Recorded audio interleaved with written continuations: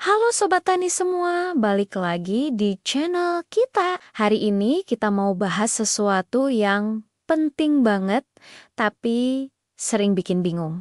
Pertanyaannya, kapan sih waktu yang paling pas buat ngasih pupuk N, PK ke tanaman padi kita? Banyak yang nanya, Mas, saya sudah pupuk banyak, kok hasilnya segitu-gitu aja ya? Nah, bisa jadi masalahnya bukan di jumlah, tapi di waktunya. Kalau salah waktu, pupuknya bisa menguap ke udara. Bisa juga hanyut terbawa air hujan. Sayang banget kan?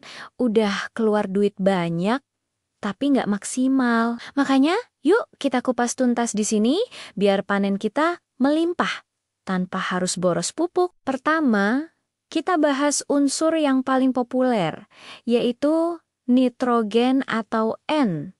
Sobat Tani pasti sudah tahu. Nitrogen ini ibarat bahan bakar utama buat pertumbuhan tanaman, khususnya buat daun dan anakan. Kalau kurang N, tanaman jadi kerdil, daunnya menguning, pertumbuhannya lambat. Tapi kalau kebanyakan, wah, bahaya juga. Tanaman bisa jadi terlalu subur. Batangnya lemah, jadi gampang rebah kena angin. Dan yang paling parah, jadi sasaran empuk hama seperti woreng. Makanya, pemberian nitrogen harus pas waktunya. Jadi, kapan waktu terbaiknya? Untuk padi, kita aplikasikan nitrogen ini dalam 2 tahap utama. Tahap pertama adalah saat fase vegetatif awal, yaitu sekitar usia 7-10 hari setelah tanam, atau kita singkat HST. Di masa ini, tanaman butuh dorongan kuat untuk mulai tumbuh, membentuk daun-daun baru, dan mempersiapkan diri untuk menghasilkan anakan. Pemberian pupuk N di awal ini krusial banget. Tahap kedua adalah saat anakan sedang aktif-aktifnya tumbuh, yaitu di usia sekitar 25-30 HST.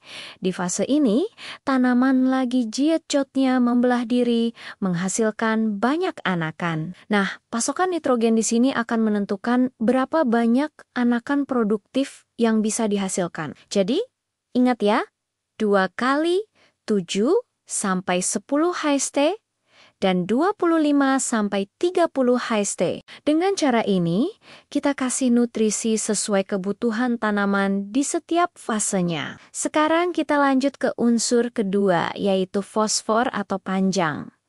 Kalau nitrogen tadi, fokus ke pertumbuhan daun dan batang. Fosfor ini jagonya urusan perakaran dan persiapan pembungaan. Akar yang kuat dan lebat itu kuncinya supaya tanaman bisa menyerap air dan nutrisi lain dengan maksimal. Selain itu, fosfor juga berperan penting dalam pembentukan malai atau bunga padi. Kalau pasokan fosfor cukup, malai yang keluar nanti bisa panjang dan cabangnya banyak. Nah, beda dengan nitrogen yang harus diberikan bertahap, fosfor ini punya sifat yang unik. Dia itu susah banget bergerak di dalam tanah.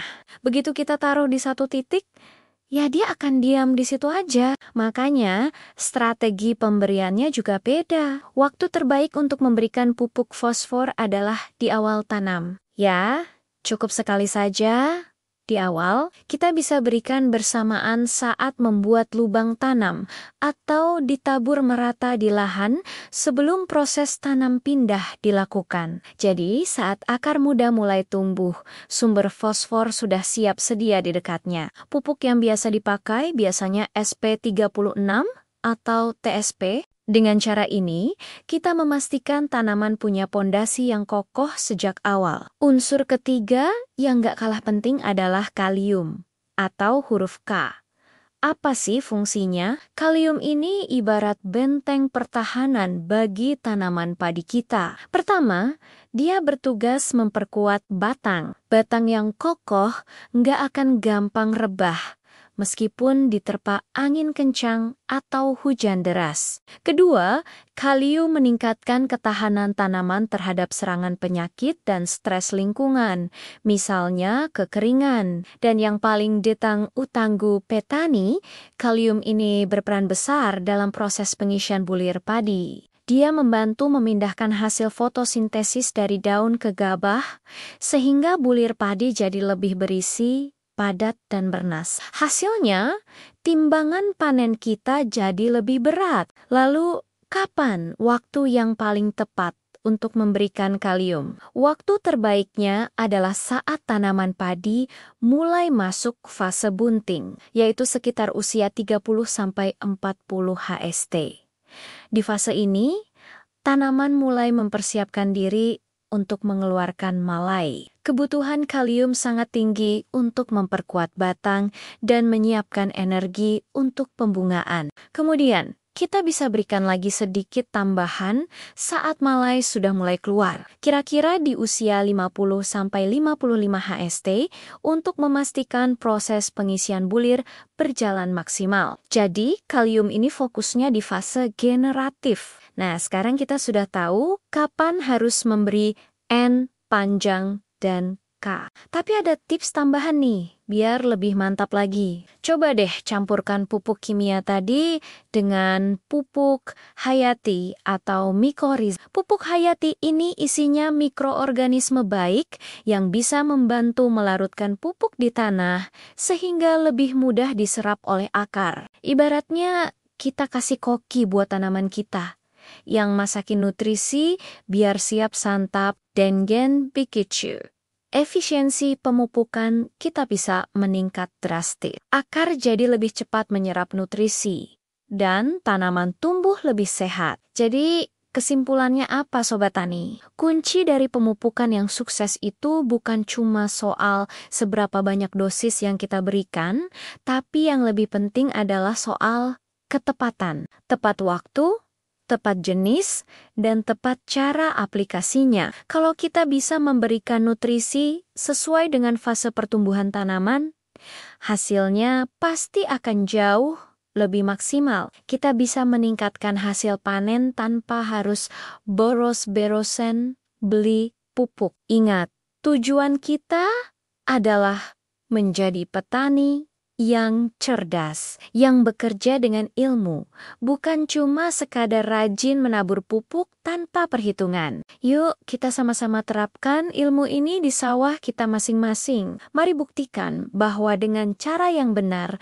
pertanian kita bisa lebih maju dan menguntungkan. Jangan lupa dicatat ya jadwal pemupukannya. Semoga informasi ini bermanfaat buat kita semua. Terima kasih sudah menonton video ini sampai selesai. Kalau kalian merasa konten ini membantu, jangan lupa tekan tombol like, bagikan ke timonmen petani lainnya, dan yang paling penting, subscribe channel ini biar nggak ketinggalan tips-tips pertanian modern lainnya. Sampai jumpa di video berikutnya. Salam petani cerdas, salam panen melimpah.